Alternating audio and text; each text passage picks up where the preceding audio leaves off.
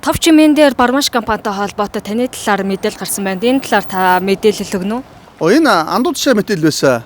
Өөрөөр хэлбэл тэр Бармаш компани хувьцаатай холбоотой асуудал чинь 99-өөс 2000 оны асуудал юм шиг байлаа. Тэгээд энэ асуудлыг би мэдэхгүй бөгөөд надад огт хамаагүй асуудал. Зүгээр харин 2022 онд буюу нодлон Бармаш компани одоо захирал та хажицрангуй надад хандсан хоёр асуудлаар өмгөөллийн үйлчлэгээ үзүүлээч гэж хандсан байгаа юм. Тэр нь нэгдүгüүрт нь бол өөрийн дүү мөнгө чаргал нь өөрөөс нь одоо айлган сүрдүүлж, залайлган сүрдүүлж одоо хэмжээний мөнгө одоо авсан сүрдүүлгийн улмаас бол би бүр тэрбум төгрөгийн төлбөр багжуулах гэж гэрээ хийсэн. Тэгээд 800 гаруй сая төгрөгийг өгсөн. 100 гаруй сая төгрөг байсан чинь одоо ажлын байран дээр ирж айлган сүрдүүлж аяг тав хагал шидэж хүмүүсийн дунд за гэрт ирж нөхрийг болон хүүхдүүдийг одоо зодод зогсон ийм асуудал гарсан учраас одоо би цаашид бол энэ үйлдэлийг дэвжиж чадахгүй ийм байх боломжгүй энэ асуудлаар цагдаад гомдол гаргамаар байна гэсэн. Нөгөөх нь бол Бармаш компани байрыг түрээсэлж ирсэн Бүрэн констракшн хийх компаниас түрээсийн төлбөргээд тэрбум гаруй төгрөг одоо авах ёстой.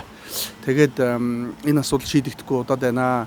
Учир шалтгаан нь зөвхөн миний бодлоор бол Бүрэн констракшн компани үүсгэн байгуулагч нь улсын хурлын гишүүн асан мөнгө өчр учраас одоо шүүхэд нөлөөлөөд ингээд удаад ах шиг байна. Та энэ дээр хэдийгээр өөр өмгөөлөгч явж байгаа ч гэсэн та нэмж одоо энэ асуудал дээр өмгөөлж өгөөч гэсэн ийм л хүсэлтийг тавьсан. За энэ хоёр хүслийн дагуу би өмгөөлийн гэрээ байгуулж одоо үйлчлэгээ үзүүлсэн. Эхний асуудлын хувьд нь хамуул дүүргийн одоо цагдаагийн газар гомд гаргасан боловч за дүү мөнгө чаргал нь гэрээний төлбөр 800 гаруй сая төгрөг нэгсэн нэхэмжил гаргасан гэсэн. Тэгэнгүүт одоо прокуророос иргэний журмаар асуудлыг шилжиж байгаа учраас хэрэг үйлдэлтийн хэлийг нээхээс татгалзаж хаасан. Ерөөсөө ийм асуудал болсон. За энийг нь бол би өөртөө хэлсэн. Хэрвээ мөнгө чаргалын нэхэмжлэл хангах тийм бол далайлган сүрдүүлж бусдын төрөнгийг авах энэ гэмтэргийн асуудал байхгүй шүү. Хэрвээ мөнгө чаргалын нэхэмжлэл хангагдахгүй хэрэгсэхгүй болох юм бол энэ далайлган сүрдүүлж төрөнг авсан асуудлыг дахиж үргэлжлүүлээд цагдаагийн байгууллагад хандаад шалгуулах боломжтой гэсэн ийм зүйлийг хэлж өгсөн. Төрөөсийн төлбөр авах асуудал нь өмгөөлийн үйлчлэгээ бол явуулсан. За анхан шатны шүүх болсон. Бүрэн констракшн компаниас одоо төрөөсийн төлбөр авахар анхан шатны шүүх шийдвэр гаргасан байгаа. Яг одоогийн байдлаар бол давзаалчны шүүхтэр Бүрэн констракшн ХХ компаниас давзаалт гомдол гаргаад давзаалчны шүүхлээ хүлээж байгаа. Ийм л өчтэй. Өөрөөр хэлбэл би ийм хоёр хэрэг дээр нь өмгөөлийн үйлчлэгээ үзүүлсэн болохоос биш тэр хувьцаа худалдаа асуудал дээр огт одоо үйлчлэгээ үзүүлэх огт хамаарахгүй ийм асуудал. За та тэгвэл тийм хамааралгүй хүн бол таныг яагаад ийм хамааралтай мэтээр ингээд мэдээлэл сурвалжлага бэлтгэсэн болоо? Яг гоо буруу мэдээлэл авчихгүй юу? Өөрөөр хэлбэл Бармаш компани хувьцаа эзэмшигчдийн хувьд томоохон бизнесийн үйл ажиллагаа явуулдаг учраас олон төрлийн хэрэг маргаантай байдаг.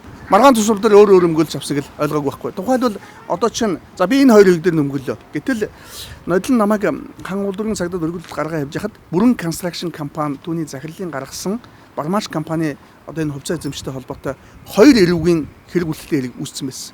Тэгээд тэдний ярьж байгаагаар 3 удаа цагдаагийн байгууллагаас татгалзах саналтай хаахад прокуророос 3 удаа сэргээцсэн ингээд ийм хоёр хэрэг байгаа л гэж хэлсэн. Жишээ нь би энэ хэрэг дээр одоо ч хоёр хэрэг дээр ямар өмгөөлж явж байгаа би мэдэхгүй. Түрүү чи нөгөө дурддагддаг иргэний журмаар 800 гаруй сая төгрөг нэхэмжилсэн иргэний хэрэг дээр нь чинь ямар өмгөөлж явж байгаа мэдэхгүй. За сая яриад байгаа нөгөө Бармаш компани хувьцааг одоо хууль бусаар авсан гэдэг асуудал дээр жишээ нь үлэмжгээд өөр өмгөөлж явж байгаа юм байлаа. Ийм мэдээлэл гарангуут нь охин мөнгөтэй холбогдсон. Тэгсэн чинь энэ хэрэг дээр бол энэ гомдлыг дүү мөнгө чаргал болон түүний эхнэр одоо цагдаагийн байгууллагад гаргасан юм аа. Энтэй холбоотой асуудлаар үлэмжгээ өмгөөлөгч явж байгаа. Таныг яагаад оролцуулсныг бол одоо бид мэдэхгүй. Бид энэ асуудлаараа одоо шүүхэд гомдлоо гаргана гэсэн ийм зүйлийг хэлж байгаа. Томоохон компанийн хувьд мэдээж олон төрлийн одоо хэрэг маргаан байдгийг байлгүй. Миний мэдж байгаагаар над дээр бол хоёр асуудлаар гэрээ хийсэн. За тэр хан улдурын цагдаагаар Бүрэн констракшн компаниас гаргасан гомдолтой холбоотой лав хоёр хэрэг. За тэгээ одоо энэ яригадаад байгаа хувьцаатай холбоотой хэрэг. За нөгөө дүүн иргэний журмаар мөнгө нэхэмсэн ингээл 5 6 хэрэг байгаа байхгүй. Тэгэхээр бусад хэрэгүүд чинь надад огт хамаагүй байхгүй. Гэрэлж авсан асуудлаа л одоо шийдэн штэ. Таны нэр төр талцсан асуудлаар та өөрөө цагдаагийн байгууллага, хуулийн хэлтийн байгууллагад хандсан уу? Гэхдээ тэгээд тов чимээн сайт руу холбогдох гээд холбогдож чадаагүй байсан. Тэгээд холбогдож болохгүй болохоор нь би худал мэдээлэл тараасан гэдгээр нь цагдаагийн байгууллагад гомдол гаргаад за тэгээд тэнд чинь бас нөгөө прокурорт нөлөөсөн гэдэг байсан албан тушаалын асуудал байсан. Тэр асуудлаа авилгатай тэмцэх газарт ийм одоо гомдол гаргацсан байсан. Гэтэл нөгөө тов чимээн сайтаа өнөөдөр ажлын өдрийг холбогдоод тэгээд сая сэтгүүлч майд засагтай одоо уулзаад тэгээд тайлбараа хэлээд ойлголцоо явуулсан. Тэгэхээр одоо заавал одоо цагдаа шүүхэд гомдол гаргаад байх сонирхол байхгүй шүү дээ. Тэртээ дэргүй хангалттай асуудлаар одоо шүүхтэй явж хахад нэмээд одоо энэ асуудлыг яриад яах вэ? Тэгээд андуу тушаа мэдээлэл байсан гэдгийг л ойлголцол болно шүү дээ. Тэгвэл нэг хүн олон өмгөөлөгчтэй байснараа ийм төөрөлтөө үүссэн гэж ойлгож болох уу? Угаасаа л тийм шүү дээ. Өөрөөр хэлбэл том компанийн хувьд маш олон хэрэг маргаан байж штэ эрүүгийн иргэний захиргааны тэр бүхэнд одоо юу гэдэг нэг хүн нэг хуулийн ферм бол үүсэх бас боломжгүй. Үйлчлүүлэгч хинээр ямар үйлчлэгээ үзүүлэх нь тэр хүний л асуудал шүү дээ. Нөгөө инквери ерөнхийлөгчтэй холбоотой сүр дүүлэний хувьд чинь нөгөө баасанхүү өмгөөлөгчөөс хэргийг яриулах гэдээсэн чинь үгүй би зөвхөн цагдан хорхоос гарахтай холбоотой асуудлыг л хариуцж байгаа. Бусад асуудлыг би мэдэхгүй, бусад өмгөөлөгч нь мэднэ гэж хариулдаг шүү дээ. Тэрэн шиг л олон асуудлыг нэг өмгөөлөгчөөр биш олон өмгөөлөгчөөр л одоо шийдвэрлэл явна шүү дээ. За яриа өгсөн баярлалаа. Зүгээр. Гэтэ нэг зүйлийг сэтгүүлч нартай хандаж хэлэхэд энэ эрүүгийн хуулийн чинь бусдын нэр төр алдар хүнд ажил хэргийн нэр хүндэд халдсан худал мэдээлэл тараасан бол гэмтрэх тооцохоор хуульчилсан байгаа байхгүй. Тийм учраас мэдээллийнхаа үнэн зөвийг маш сайн нэгтэлцээ цацахгүй бол одоо энэ бол гэмтрэх шүү. За үүний улмаас гэмтрхийн улмаас учирсан хохирлыг одоо нөхөн сэргийлэх үүрэгтэйгээд ингээд өшөө цаашаа ингээд хэмжээний мөнгө төгрөгөөл олон зүйл бас үүснэ. Тийм учраас шалгах хэрэгтэй.